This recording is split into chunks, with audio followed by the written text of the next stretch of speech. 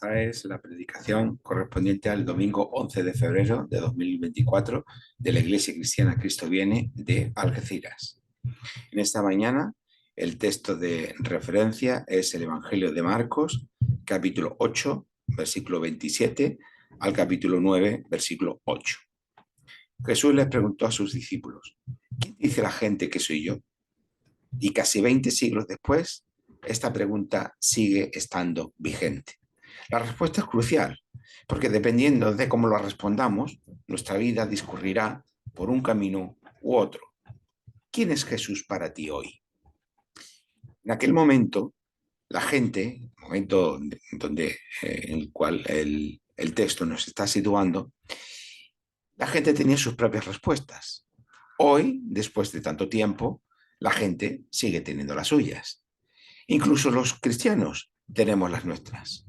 Afirmamos con el credo niceno que Jesús es verdadero Dios y verdadero hombre, la segunda persona de la Trinidad. Y todo esto es correcto, porque el Evangelio de Marcos nos habla de Jesús como la presencia encarnada de Dios en el mundo. Sin embargo, esta no fue la respuesta que dio Pedro a Jesús. Tampoco era lo que la gente pensaba en aquel momento acerca de quién podía ser Jesús. Unos decían que podía ser Juan el Bautista, al que Herodes Antipas, el hijo de uno de los hijos de Herodes el Grande, había ejecutado. Otros decían que podía ser Elías. ¿Pero por qué Elías? Porque, como dice el profeta Malaquías, acordaos de la ley de Moisés, mi siervo, al cual encargué en Horeb ordenanzas y leyes para todo Israel. Yo os envío al profeta Elías antes que venga el día del Señor grande y terrible. Así que había fariseos y escribas que esperaban que Dios enviaría nuevamente al profeta Elías antes de la venida del reinado de Dios. Había otros que pensaban que Jesús incluso podía ser alguno de los profetas.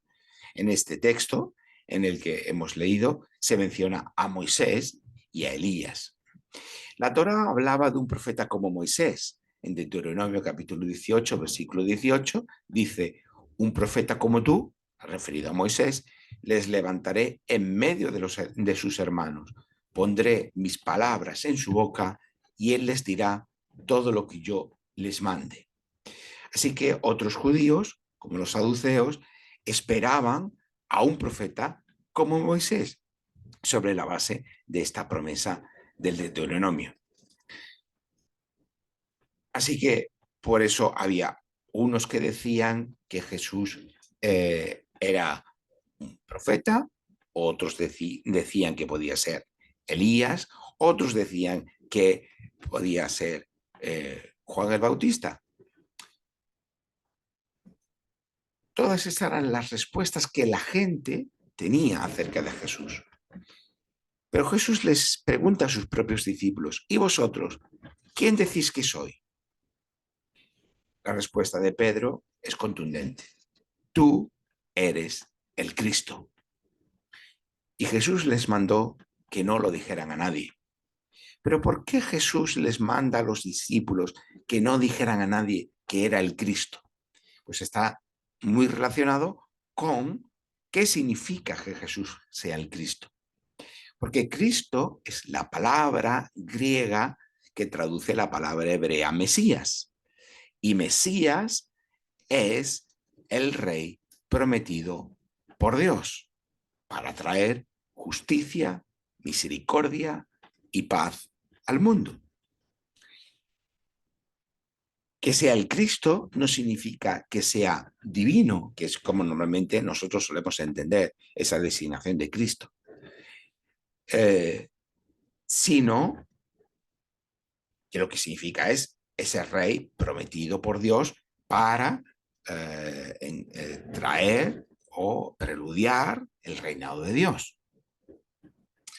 Lo cual no quiere decir que el evangelista Marcos, como ya hemos dicho, no nos transmita que Jesús es Dios de alguna forma, que no está completamente definido, como en el resto de los evangelios o como el resto del Nuevo Testamento.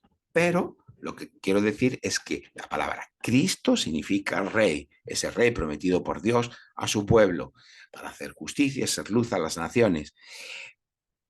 Pero no necesariamente implica o no tenemos que hacer una ecuación o un reduccionismo respecto a que sea que Cristo significa que es Dios. ¿Vale? Esto es lo que quiero decir. Pues bien, retomando entonces el sentido de Mesías, de rey prometido por Dios para su pueblo, eh, es algo que no se podía ir diciendo por ahí, porque esto representaba un desafío para el rey de Judea y para el Imperio Romano. Como digo, no se podía ir diciendo por ahí a la gente que había otro rey que no era Herodes Antipas o alguien por encima del emperador de Roma o que pudiera de alguna forma desafiar el estatus político romano. Porque tanto unos como otros, pues seguramente no se van a quedar de brazos cruzados, sino que iban a reaccionar y no precisamente de una forma pacífica con aquel que se atreviera a decir o anunciar que era rey. Todo lo contrario. Ya sabemos lo que hizo Herodes el Grande, el padre de Herodes Antipas, cuando se enteró de que el rey de Israel iba a nacer en Belén. Y mandó matar a todos los niños menos de 2 años. O ya sabemos lo que hizo su hijo Herodes Antipas con Juan el Bautista, que estaba predicando sobre la llegada de un rey que no era precisamente Herodes. Y ya sabemos lo que era el Imperio Romano con Jesús. Pero aún no es tiempo de ir a Jerusalén. Por tanto, no es tiempo de ir diciendo por ahí que Jesús es el Cristo, que Jesús es el Mesías, que Jesús es el Rey prometido por Dios. A todo a su debido momento. Y este es lo que se nos transmite una y otra vez en el Evangelio de Marcos hasta que llegue el momento de revelar que Jesús es el Mesías. No es el momento de ir diciendo por ahí que Jesús es el rey prometido por Dios, porque ese rey prometido por Dios desafía los poderes humanos y suprahumanos del mundo. Y a estos se van a resistir, como vamos a ver. Pero este será el momento decisivo de la cruz y aún la cruz no ha llegado. Proclamar que Jesús era rey suponía acarrearse una muerte segura. Y no había que andar muy listo para darse cuenta de ello. La persona en ese contexto iba a establecer la relación muy rápidamente entre una cosa y otra. Y eso es precisamente lo que el propio Jesús, que es consciente de lo que va a ocurrirle, anuncia que va a pasarle, ¿no? Si él tiene esa conciencia mesiánica, esa conciencia de que él es el rey prometido por Dios, por tanto, sabe que en algún momento se va a tener que enfrentar con Roma, se va a tener que enfrentar con los poderes políticos y sociales judíos y eso le va a llevar a la muerte. Y es el anuncio que tenemos en el versículo 31 del capítulo 8. Pero Pedro, que está escuchando a Jesús, que también es consciente de la relación que existe entre esta afirmación y lo que Jesús está diciendo, es decir, que le va a suponer la muerte, Pedro se echa las manos a la cabeza y llama la atención a Jesús, no digas esto. Lo llama aparte y le dice, no digas esto. Versículo 32 del capítulo 8. Está bien que Jesús no quiera que nadie sepa que Él es el rey prometido. Vale, esto Pedro lo puede aceptar.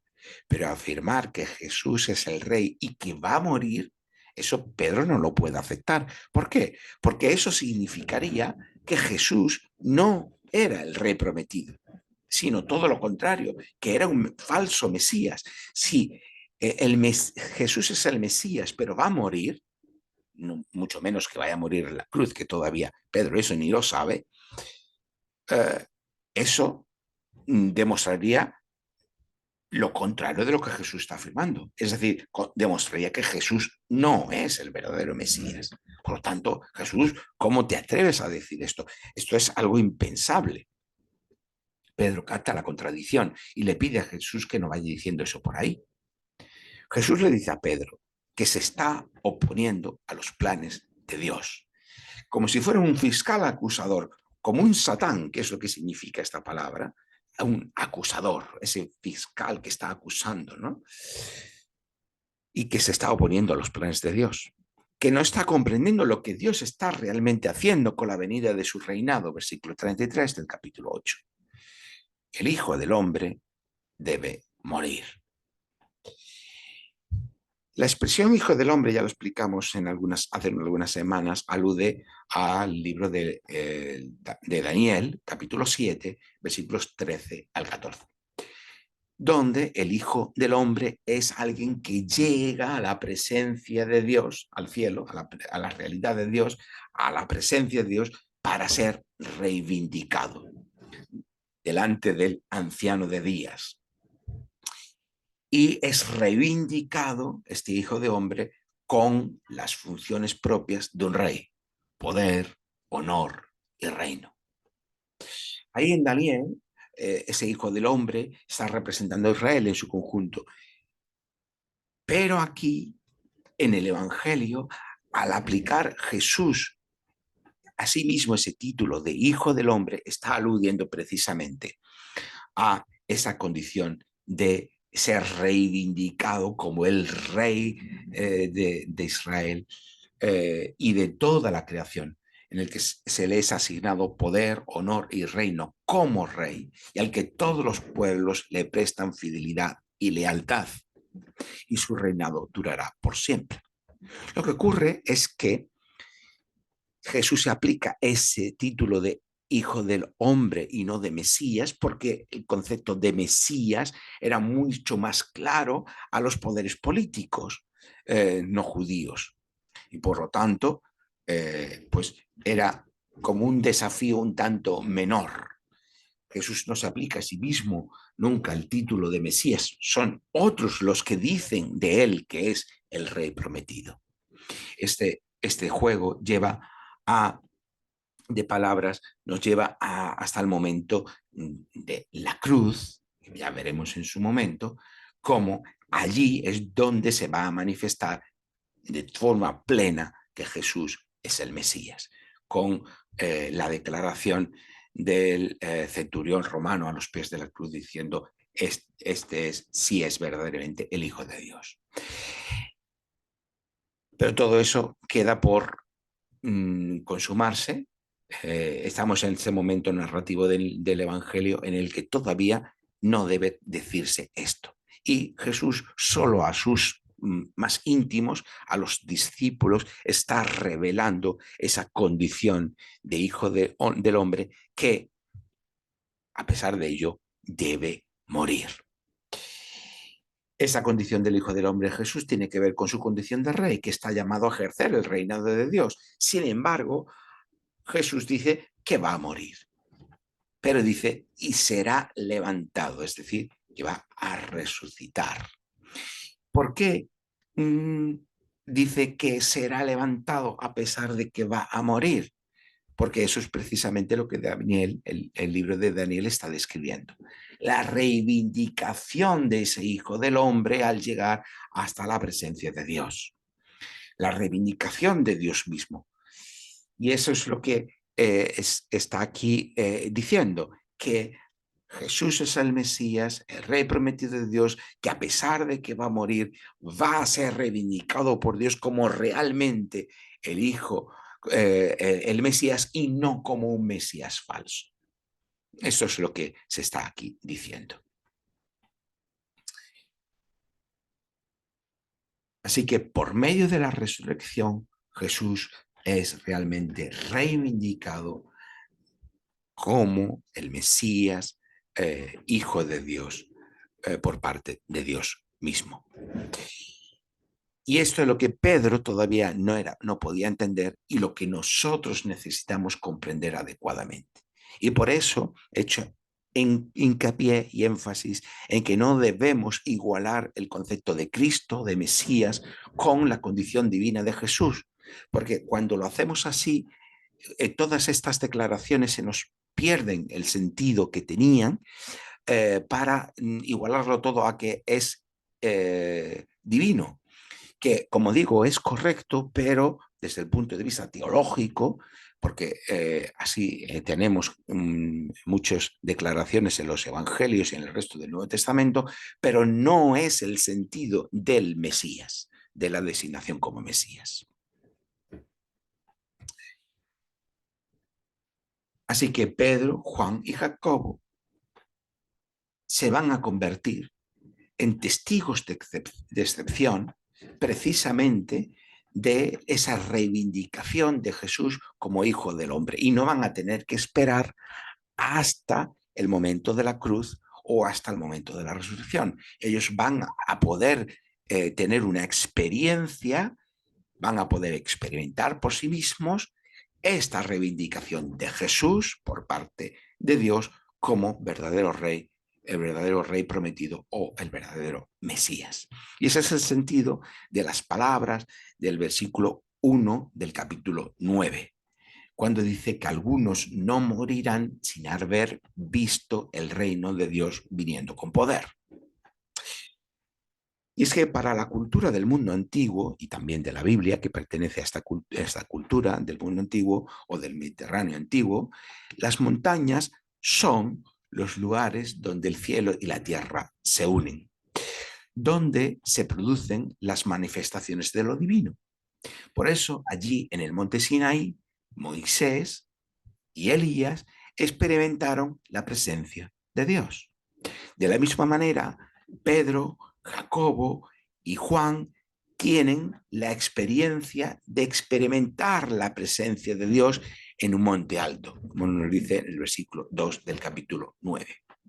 Pero la diferencia aquí es que esa presencia de Dios no se manifiesta de una forma velada o eh, no directa, como experimentaron Moisés y Elías, sino por medio de determinadas experiencias, sino que ahora la presencia de Dios es Jesús mismo. Por tanto, esta experiencia que transmite el Evangelio y que denominamos, que llamamos la transfiguración de Jesús, es la muestra, es la manifestación de que Jesús es la presencia de Dios encarnado en el mundo. Por tanto, es abrir los ojos de Pedro, de Jacobo y de Juan precisamente a esta condición de que Jesús encarna la presencia de Dios en el mundo. No en vano, el pasaje que Marcos nos presenta anteriormente a esta pregunta de Jesús a sus discípulos sobre quién es Él, lo que antecede es la curación del ciego Bartimeo.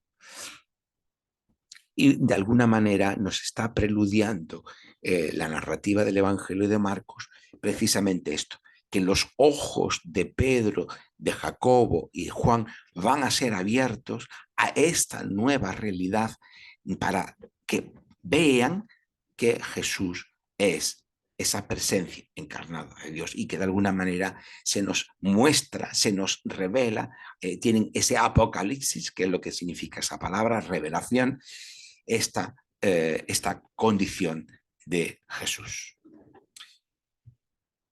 Ahora, y esto es lo que significa la experiencia de la transfiguración. Pero, ¿quién está junto a Jesús? Versículo 4. Y se les aparecieron Moisés y Elías hablando con Jesús. Ya se nos ha anticipado anteriormente que en las posibles respuestas ante la pregunta de quién es Jesús, había quien decía que podía ser Moisés, un profeta como Moisés, había quien decía que podía ser Elías, y ya hemos explicado un poco el sentido de esto. Pero ahora, quien está junto a Jesús son precisamente Moisés y Elías. ¿Pero por qué Moisés y Elías? Ya nos, como digo, ya nos lo ha anticipado de alguna forma Marcos con la pregunta, la respuesta sobre la pregunta ¿quién es Jesús? Eh, si Moisés y Elías debían volver, se especulaba que Jesús pudiera ser o bien uno o bien el otro. La consecuencia de que en esa transfiguración en la que Pedro, Jacobo y Juan están viendo, están experimentando la condición, esa, en que Jesús encarna la presencia de Dios en el mundo, y lo están viendo hablar precisamente con Moisés y con Elías, lo que esto supone es que Jesús no es ni uno ni otro, que Jesús no es ni Moisés ni Elías, sino precisamente que es el rey prometido por Dios. ¿Y cómo lo sabemos? Primeramente, obviamente, porque hay una diferenciación entre Jesús, Moisés y Elías, y otro es las palabras que se pronuncian, que ellos escuchan oír. Y eso lo vamos a ver a continuación. Pero de momento Pedro le pide a Jesús quedarse allí y para ello quiere hacer 3 cabañas. Una para cada uno de ellos, una para Jesús, otra para Elías y otra para Moisés, versículo 5. Jesús, por tanto, tenemos a Jesús el Mesías, a Elías los profetas, que representan a los profetas, y Moisés, que representa la ley. Y Pedro, de alguna forma, está pensando en una suma. Esto de las cabañas nos parece un poco extraño, pero en definitiva lo que el texto nos está diciendo es que Pedro lo que estaba pensando en que Jesús, en su condición de Mesías, se une a Elías en condición que representa a los profetas y Moisés que representa la ley, que Jesús viene a ser el complemento de todo, viene a ser el complemento en su condición de Mesías de los profetas y de la ley. En cuanto a revelación de Dios, Dios se ha revelado por medio de los profetas, Dios se ha revelado por medio de la ley y ahora Dios se revela por medio del Mesías. Y Pedro está pensando en una suma de todo. O el gesto de Pedro, o las palabras de Pedro, al querer construir una cabaña para cada uno de los 3, está significando un complemento entre ellos. Pero la experiencia no va a estar completa hasta que Pedro, Jacobo y Juan entiendan la profundidad del significado de esta experiencia. El texto dice que Pedro no sabía lo que decía porque estaba asustado, versículo 6. O sea, que lo que está diciendo es el texto no está en cierto modo desautorizando a Pedro. Está diciendo, Pedro no está comprendiendo todavía lo que aquí se está manifestando. Jesús no viene a complementar la ley y los profetas, es decir, la revelación de Dios, sino a darles su cumplimiento. Y la clave está, como ya he dicho antes, en cuando una nube de luz los envuelve y se oye una voz que dice, este es mi Hijo amado, escuchadle a él. Versículo 7, este capítulo 9. Estas son las mismas palabras pronunciadas en el momento de su bautismo. Y como ya vimos, es una referencia tanto al Salmo 2 como a el capítulo 42 del libro de Isaías. Y allí explicamos que designan tanto a Jesús como rey, como a Jesús como siervo de Dios. Aquel rey que debe traer el reino de Dios y aquel siervo que representando a Israel debe ser luz a las naciones y traer justicia al mundo, que es lo que significa uno y otro.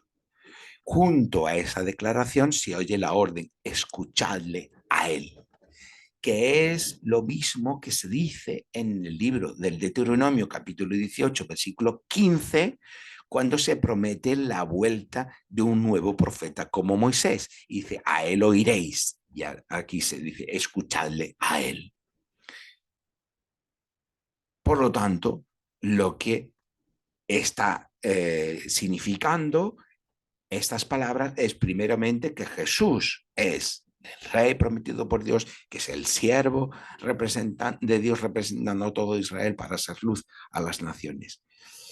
Pero todavía queda un detalle más en la experiencia, y es que a continuación se nos dice en el texto que ellos miraron alrededor, pero ya no vieron a nadie más, sino solo a Jesús, o a Jesús solo. Versículo 8. Y con esto se completa la experiencia. Es que si Moisés representa la ley, Elías representa a los profetas, que Jesús se quede solo, su condición de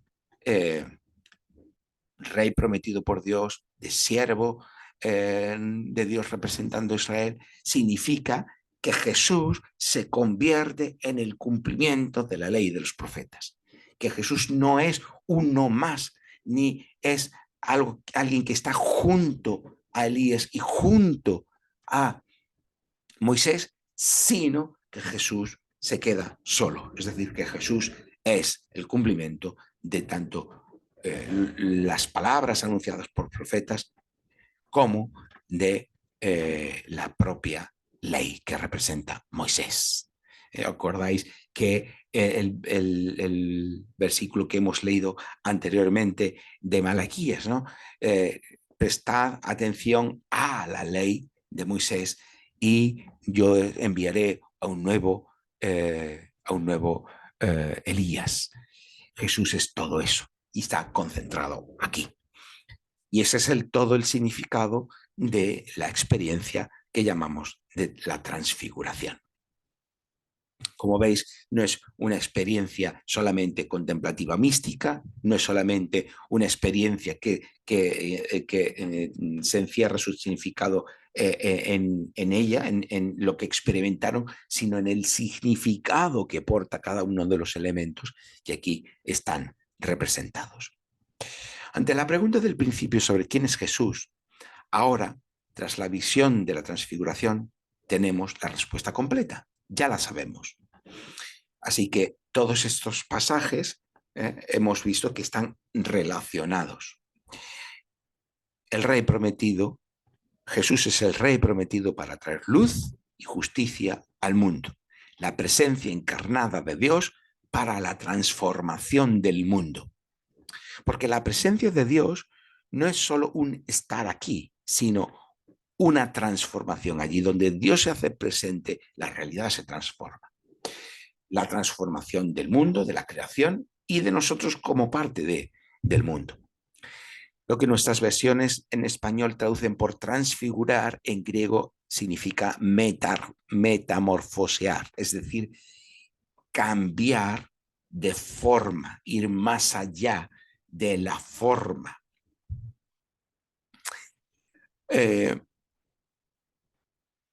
Así que ahora esta presencia de Dios en el mundo podemos recibirla por medio de la fe que confía y la llamamos Espíritu Santo. Por lo tanto, esa transformación, esa presencia de Dios, no es solamente que Jesús se mostrara en su condición en esa presencia de Dios, en esa condición, diríamos, divina, sino que esa presencia de Dios es transformadora, porque allí donde Dios se hace presente, el mundo cambia y nosotros también cambiamos.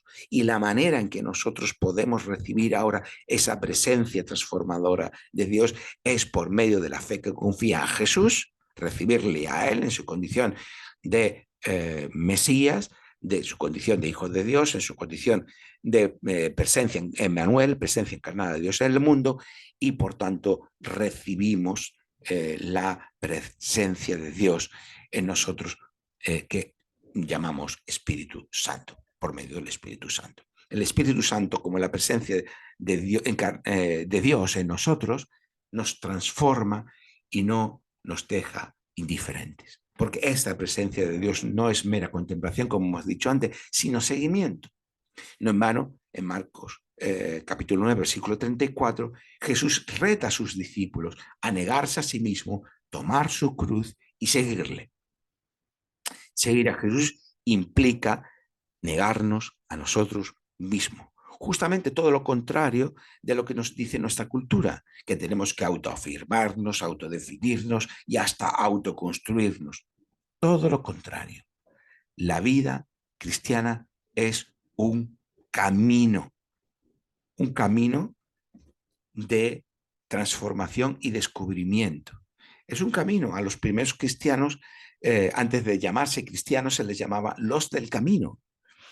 Sí que la vida cristiana es un camino, pero no para autodescubrirse, ni autotransformarse, ni autoconstruirse, sino para descubrir, por medio de la fe que confía, que Jesús es el Rey de nuestra vida y que el Espíritu Santo es el motor por el que nuestra vida puede ser transformada. Por tanto, la transformación de nuestra vida no viene de nosotros, de nuestro interior, sino nos viene de fuera, de la acción del Espíritu Santo en nosotros, o lo mismo, la transformación de nosotros viene de nuestro interior, pero no viene de nuestra capacidad, ni viene de nuestro intelecto, ni viene de nosotros mismos, sino que nos viene de el Espíritu Santo de fuera, obrando en nosotros, en nuestra vida, porque estamos conectados con la fuente de la vida, que es la fe que nos conecta con Jesús. Ese Jesús que es el Rey, que es Señor, que es Salvador, que es Emmanuel, que es Hijo de Dios. Así que nuestra vida, si el Espíritu Santo es el motor que transforma nuestra vida, por eso los verbos que el cristiano nunca debe conjugar son resignarnos ni conformarnos, sino creer en y crecer en. Creer en Jesús y crecer en el Espíritu Santo. Incluso cuando la segunda carta de Pedro, capítulo 1, versículos 16 y 18, se menciona el recuerdo de Pedro de esta experiencia de la transfiguración, que es algo que les dejó una huella marcado, y el recuerdo de esto lo tenemos en los evangelios, pero también lo tenemos allí en la segunda carta de Pedro, que nos trae los recuerdos del propio Pedro acerca de aquella experiencia de transfiguración. Nos muestra que esta experiencia no fue mera contemplación, sino un llamado. Las consecuencias de aquella experiencia quedan en la carta como un llamado a perseverar en la fe, en la palabra, en las promesas y en la esperanza de los cielos nuevos y la nueva tierra. Y eso es lo que encontramos precisamente en estas palabras, en el que encontramos en esta segunda carta de Pedro, capítulo 3, versículo 13. Nosotros esperamos según sus promesas, las promesas de nuestro Señor Jesús, el Mesías, el Cristo, el Rey prometido, cielos nuevos y nueva tierra, en los cuales habita la justicia. Esta es la promesa en la que tenemos que perseverar por medio de la fe, por medio de la palabra y en las promesas que implican esta realidad de nuevos cielos y nueva tierra. Porque el reinado de Dios será consumado precisamente en la transformación de toda la realidad, de todo el universo, de toda la creación, precisamente como una nueva realidad, como unos nuevos cielos y como una nueva tierra, en las que habita la justicia, por tanto, en las que el mal ha sido derrotado, en las que el dolor y el sufrimiento han sido consolados definitivamente, en el que el pecado ha sido perdonado y en el que la muerte ha sido derrotada. Esta es la esperanza cristiana y esta es la esperanza que invitamos a recibir por medio de la fe en Jesús a todos aquellos que nos escuchan y a todos los que ya tienen esa fe, a perseverar en estas promesas y a ser conscientes que con nuestra vida, la transformación del Espíritu Santo en nosotros, de nuestras vidas, encarnamos precisamente esta realidad en nosotros, aunque sea de una forma pequeña, anticipada, fragmentaria, débil, pero así debe ser. Que así sea. Amén.